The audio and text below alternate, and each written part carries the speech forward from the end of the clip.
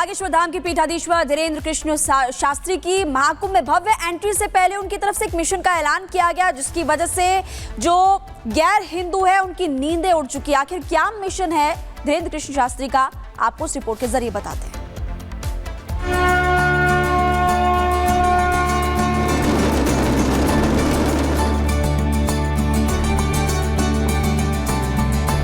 महाकुंभ में हम भी जा रहे हैं।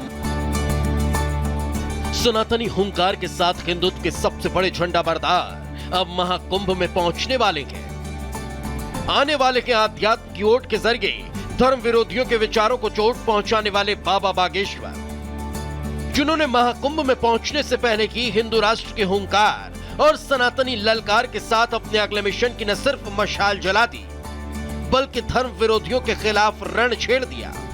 हम महाकुंभ में जा ही रहे थे तो सोचा कुछ उपद्रव करें। क्या करें, काय के लिए जाएं? तो हमने फिर एक नया प्रण ले लिया। इस बार महाकुंभ में जो हम डुबकी लगाएंगे वो कथा करेंगे, हिंदू बचाओ हिंदुस्तान बचाओ, हिंदू जगाओ हिंदुस्तान बचाओ, यही अभियान चलाने के लिए कथा करेंगे। एक तरफ महाकुंभ में जहां हिंदू धर्म की रक्षा और हिंदुओं पर होते अत्याचार को रोकने के लिए डिमांड सनातन बोर्ड और हिंदू राष्ट्र की हो रही है, तो दूसरी तरफ एंट्री से पहले की बाबा बागेश्वर ने महाकुंभ में संगम की रेती पर सनातन की पिच तैयार कर दी। वहां हमने सुना 40 करोड़ लोग आने हैं, 2 करोड़ लोग ही दिल्ली चले गए, सो खेल हो। चाहिए तो हमें 40 करोड़, पर बस उसका उद्देश्य यही है, हिंदू जगाओ हिंदुस्तान। बात भी सही है, कोई गलत थोड़ी है। अब कहीं उनको बुरा लगेगा। हिंदुओं की आस्था का सत्कार कर सनातन के लिए यलगार करने वाले बाबा बागेश्वर अब महाकुंभ के रण से सनातन विरोधियों के खिलाफ अपने रणबांकुरों को तैयार करने वाले हैं, जिनकी सेना सनातन विरोधियों की ठठरी बांधने में कोई कसर नहीं छोड़ेगी। अनवरत बागेश्वर धाम से सनातन धर्म की रक्षा के लिए बालाजी की प्रेरणा से हम सब और हमारे छतरपुर के पूरे लोग और भारत के हिंदुत्व के लोग लगे हुए हैं कि गांव-गांव में हिंदुत्व को बचाने के लिए, जिलों-जिलों में, गांव-गांव में, कॉलोनियों में हनुमान चालीसा बागेश्वर मंडल बनाया जाएगा। मतलब साफ है, महाकुंभ में बाबा बागेश्वर हिंदुत्व रक्षा के लिए सनातन रक्षकों की फौज तैयार कर रहे हैं, जो बागेश्वर सेना के नाम से जानी जाएगी, जो धर्म परिवर्तन के खिलाफ काम करेगी। बाबा बागेश्वर की सेना से आदिवासी युवकों को जोड़ा जाएगा, जो धर्म विरोधियों को सबक सिखाएंगे और हिंदुओं को बचाएंगे, जिन्होंने साफ कह दिया कि हिंदू बचेगा तभी तो हिंदू राष्ट्र बन सकेगा। नहीं, आप लोग गलत मत ले लेना, आप टोपी की बात तो नहीं पहुंच गए, गलत बात तो उनको कई बार बुरा लगेगा। नहीं, हम उनके खिलाफ नहीं हैं। हिंदू ही नहीं रहेगा तो हिंदुस्तान कैसे रहेगा?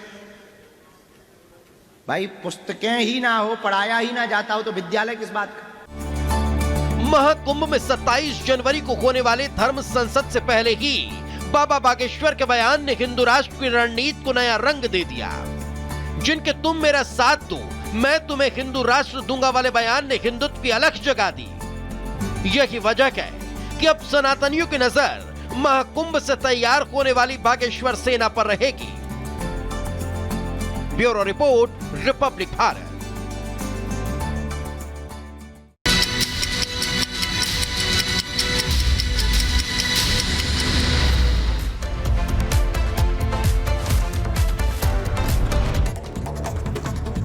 यूसीसी पर पूर्व चीफ जस्टिस रंजन गोगोई का बयान राष्ट्रीय एकीकरण और सामाजिक न्याय प्राप्त करने के लिए दिशा में यह बहुत ही महत्वपूर्ण कदम।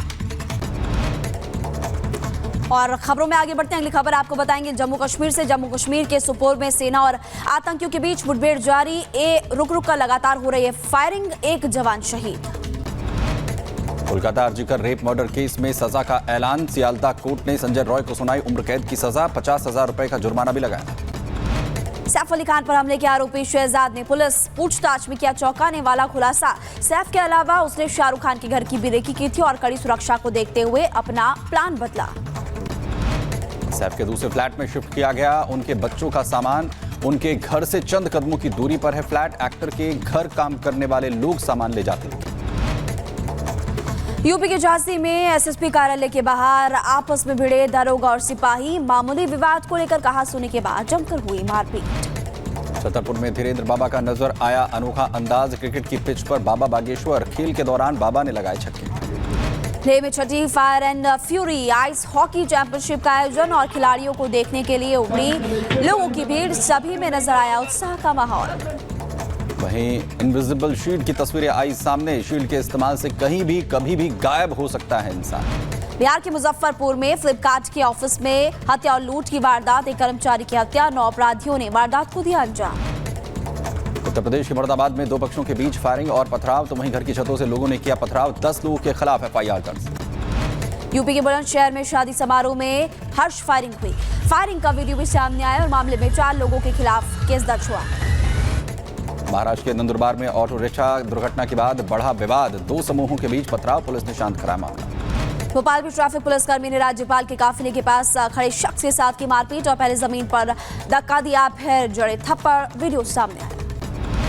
मथुरा में जंग का अखाड़ा बना। बांके बिहारी मंदिर। श्रद्धालुओं के साथ सेवायत गोस्वामियों के कर्मचारियों ने की मारपीट। तो वहीं मंदिर परिसर के अंदर हुई मारपीट। ग्रेटर नोएडा में 2 पक्षों में खूनी संघर्ष हो गया। जमकर लाठी डंडे चले। मारपीट में कई लोग घायल बताए जा रहे। 2 की हालत गंभीर बताई जा रही है। वीडियो सामने आया। उत्तर प्रदेश के बुलंदशहर में तेज रफ्तार ट्रक ने स्लीपर कोच बस को मारी टक्कर। तो हादसे में 17 यात्री हुए घायल। सीसीटीवी में हादसे की तस्वीरें कैद। यूपी के महाराजगंज में तेज रफ्तार का कहर। बस ने ऑटो रिक्शा को मारी टक्कर। हादसे में 1 की मौत, 6 लोग घायल।